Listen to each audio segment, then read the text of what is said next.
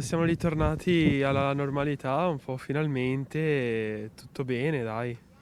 Non vedevate l'ora? Sì, cioè più che altro a casa ci si annoiava e gli stimoli venivano a mancare. In realtà non era neanche da troppo tempo perché facciamo un laboratorio 2 giorni a settimana, ogni 2 settimane. Però finalmente siamo tornati a scuola in compagnia. È stato anche divertente rivedere tutti i compagni così. Se è vero che si respira un clima di indecisione sul futuro prossimo, la gioia di rivedersi oggi è un fatto. Dal liceo Stefanini all'Istituto Zuccante al liceo Bruno, il rientro al 50% in presenza è il banco di prova per valutare di elevare la percentuale al 75% nelle prossime settimane, curva dei contagi permettendo.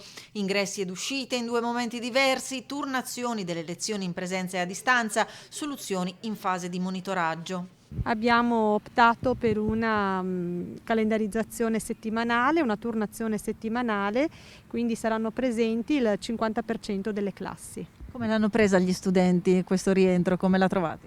Contenti. Ragioniamo a piccoli passi, intanto abbiamo programmato per il mese di febbraio e dopodiché vedremo. Monitoraggio anche sui mezzi riservati al trasporto scolastico, in cui lo sforzo delle istituzioni si è concentrato sull'implementazione per evitare il sovraffollamento e sull'istituzione di una figura di supporto, lo steward, 48 quelli operativi nelle fermate principali del veneziano. Noi cerchiamo innanzitutto di incarrozzare i ragazzi. Cosa significa?